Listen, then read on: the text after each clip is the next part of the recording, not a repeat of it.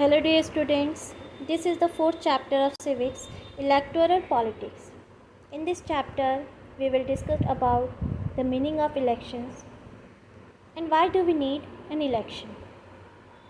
After that, we will study about the merits and demerits of the elections and also discuss about how the elections are held.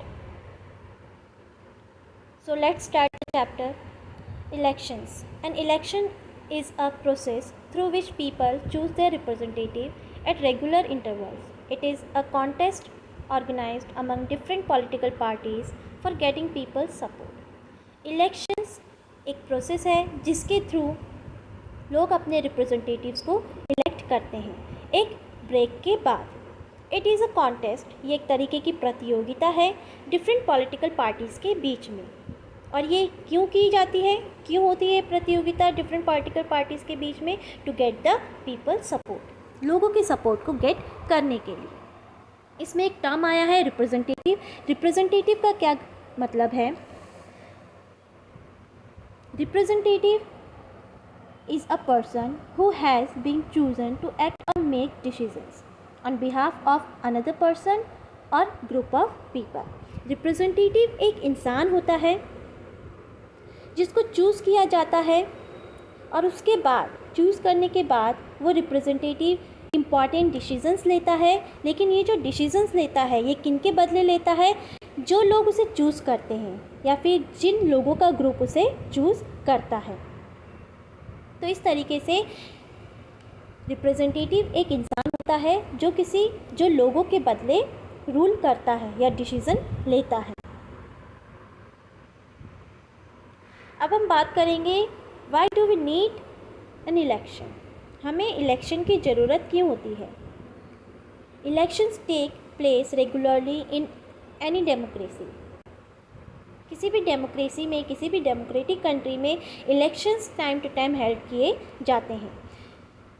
There आर मोर देन 100 countries in the world in which elections take place to choose people's representatives. World की 100 countries से भी ज़्यादा ऐसी countries हैं जहाँ पर रिप्रेजेंटेटिव्स को इलेक्ट किया जाता है। The mechanism by which people can choose there representatives at regular intervals and change them when ever they want two is called an elections. तो इलेक्शन एक तरीका है, मैकेनिज्म का मतलब होता है अ वे इन विच समथिंग वर्क्स, एक तरीका जिसमें कि कोई काम किया जाता है। तो इलेक्शंस भी एक तरीका है जिसके थ्रू हम अपने रिप्रेजेंटेटिव्स को इलेक्ट करते हैं। तो इलेक्शन एक तरीका है, एक मैकेनिज़्म है जिसके थ्रू रिप्रेजेंटेटिव्स इलेक्ट किए जाते हैं एक रेगुलर इंटरवल्स में, मतलब एक ब्रेक के बाद। और साथ ही साथ उसे हम चेंज भी कर सकते हैं जब भी हम चाहें।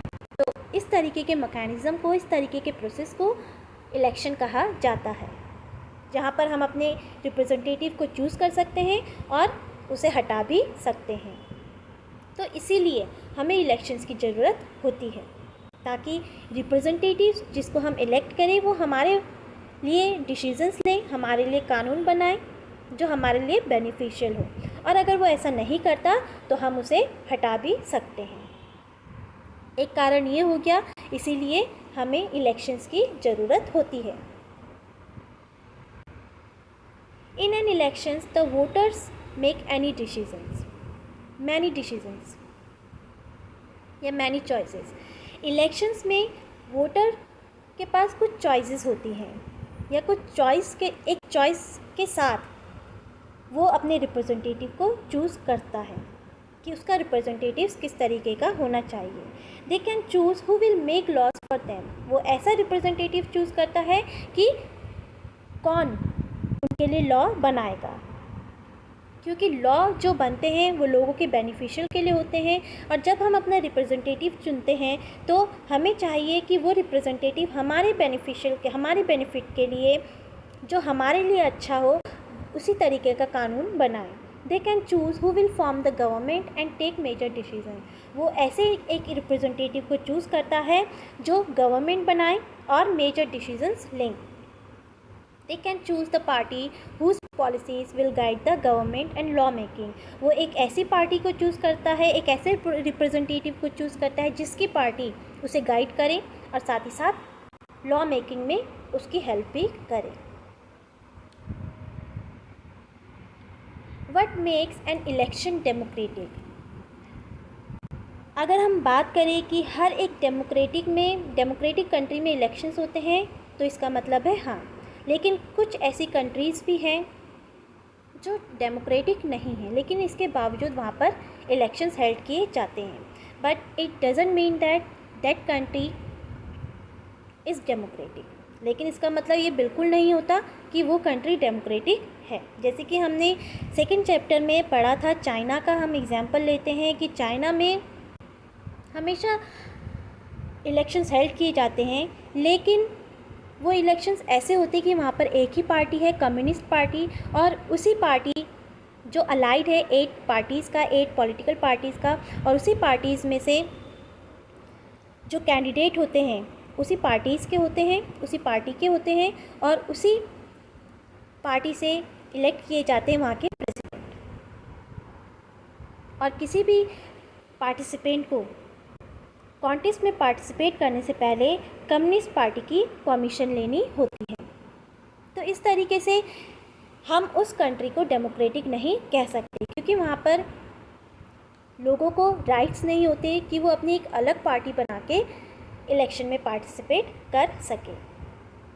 तो ऐसी कौन सी चीज़ है, ऐसी कौन सी कैरेक्टरिस्टिक्स है जिसे हम कह सकते हैं कि वो इलेक्शंस हुए हैं डेमोक्रेटिक वे में?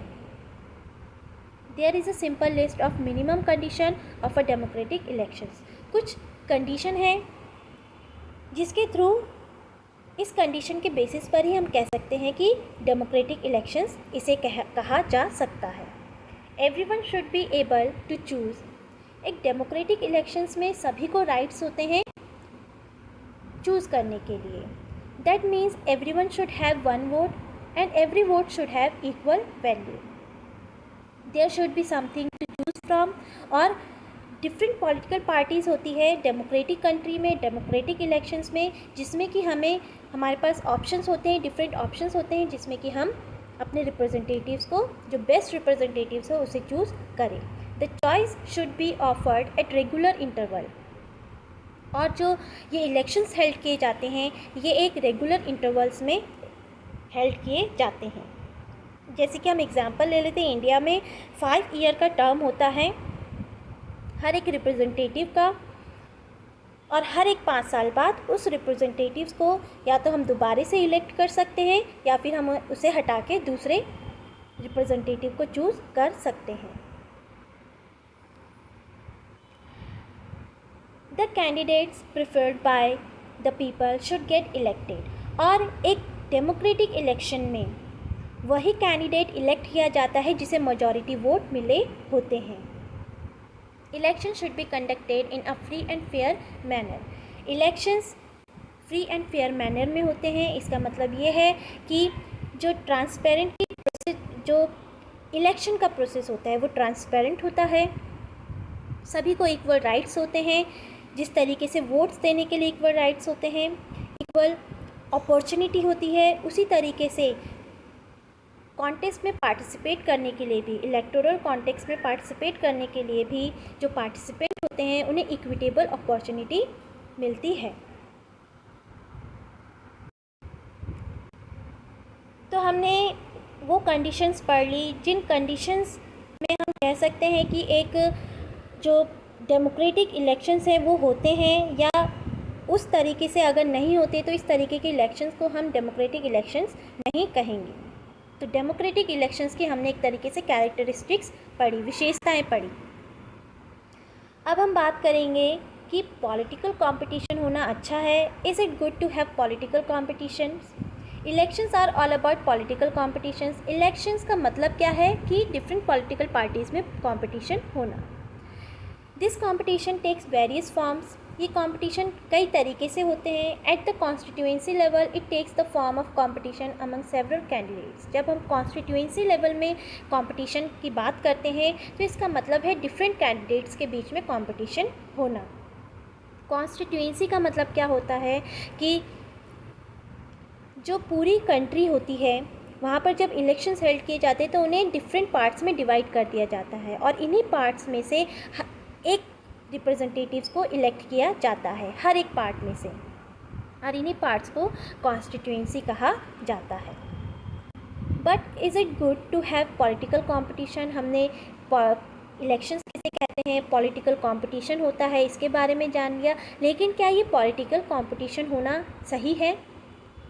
Clearly an electoral competition has many demerits. Electoral competition की बहुत सी डिमेरिट्स होती हैं। डिमेरिट्स का मतलब होता है अवगुण। उसमें कुछ अवगुण भी हैं, लेकिन अगर हम उस अवगुण को दूर कर लेते हैं तो एक तरीके से जो इलेक्शंस होते हैं वो सही होते हैं। लेकिन हम उससे सबसे पहले हम पढ़ लेते हैं कि इसके डिमेरिट्स क्या हैं, क्या कमियां हैं इलेक्शंस में। Different political parties and candidates often use dirty tricks like booth capturing to win elections.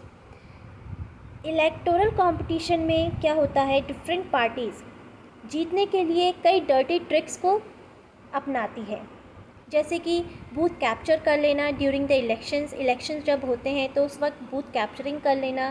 The pressure to win electoral fights does not allow to form useful long term policies. और जो pressure होता है, इस वजह से जीतने का जो प्रेशर होता है, इस वजह से जो लोगों के लिए, जो लोगों के फ़ायदे के लिए, बेनिफिशियल के लिए जो पॉलिसीज़ होनी चाहिए, लॉन्ग टर्म पॉलिसीज़, वो नहीं बन पाती हैं। The competition leads to the idea of being dragged into unhealthy competition. और जीतने की जो इच्छा होती है डिफरेंट पॉलिटिकल पार्टीज़ में, इस वजह से वो उन्हें कई गलत काम करने के लिए भी प्रेशराइज़ कर देती है और इस तरीके से जो एक हेल्दी कंपटीशन होता है वो अनहेल्दी कंपटीशन में कन्वर्ट हो जाता है। और इसी वजह से that's why good people do not enter and participate in the political competition. और इसीलिए जो कैलिबर कैंडिडेट होते हैं, जो क्वालिफाइड होते हैं, वो पॉलिटिकल कंपटीशन में पार्टिसिपेट नहीं करना चाहते। हमने डिमेरिट्स पढ़ ली, अब हम पढ़ेंगे मेरिट्स, मतलब गुण। क्या क्या फ़ायदे हैं इलेक्शंस होने के या इलेक्टोरल कंपटीशन के। सबसे पहला जो हमारा मेरिट है, जो हमारा गुण है पॉलिटिकल कंपटीशन का, regular electoral competition provides incentive to political parties and leaders. Political parties और लीडर्स को एनकरेज करता है जो रेगुलर इलेक्टोरल कंपटीशन होते हैं। Political parties know that if they raise issues that people want to be raised, their popularity and chances of victory will increase in the next election. Political parties बहुत अच्छे से जानती है कि जितने से ज़्यादा वो लोगों के इश्यूज़ को, ऐसे इश्यूज़ जो लोग खुद चाहते हैं कि उनके इस बात को उठाया जाए, इस बात के लिए उनका जो बेनिफिट के लिए इन टॉपिक्स को उठाया जाए। पॉलिटिकल पार्टीज़ ये बहुत अच्छे से जानती है कि इस तरीके के टॉपिक्स को रेज़ करने से उनके चांसेस बढ़ जाते हैं, उनकी पॉपुलैरिटी बढ़ जाती है और नेक्स्ट इलेक्शन में उनके विन होने के चांसेस बढ़ जाते हैं। ऑन द कॉन्ट्रेरी, और इसके ऑपोजिट अगर हम बात करें, इफ़ दे फेल, अगर वो लोगों को सेटिस्फाई करने में फेल होते हैं, ऐसे लोगों को जो उन्हें चूज़ करते हैं, तो इसका ऑपोजिट, इसका एडवर्स इफ़ेक्ट पड़ता है कि नेक्स्ट टाइम पर वो जीत नहीं पाते हैं। If a political party is motivated only by the desire to be in power, despite that it will be forced to serve the people. अगर कोई भी पॉलिटिकल पार्टी, जो मोस्टली पॉलिटिकल पार्टीज़ की इच्छा होती है कि वो पावर के लिए पार्टिसिपेट करे और पावर को हासिल करे, लेकिन इसके बावजूद उसे लोगों को, उस पॉलिटिकल पार्टी को लोगों को सर्व करना होता है, लोगों के लिए काम करना होता है। क्योंकि अगर वो अपना एग्जिस्टिंग चाहती है पॉलिटिकली अपना एग्जिस्टिंग चाहती है, तो इसके लिए उसे रेगुलर लोगों को सर्व करना होता है, लोगों के लिए काम करना होता है। तो इस तरीके से जो इलेक्टोरल प्रोसेस है वो सही भी है कि अगर कोई पॉलिटिकल पार्टी या कोई भी रिप्रेजेंटेटिव पावर के लिए भी काम करता है तो फिर भी उसे काम लोगों के लिए ही करना होता है। It travels the real motive of political parties. जो इलेक्टोरल कॉम्पिटिशन्स होते हैं वो पॉलिटिकल पार्टीज़ के जो मोटिव्स होते हैं उन्हें लोगों के सामने रखते हैं। It gives choices to voters to choose among the best, और साथ ही साथ ये वोटर्स को चॉइस देता है, एक अपॉर्चुनिटी देता है कि वो डिफरेंट लोगों में से बेस्ट को चूज़ कर सके।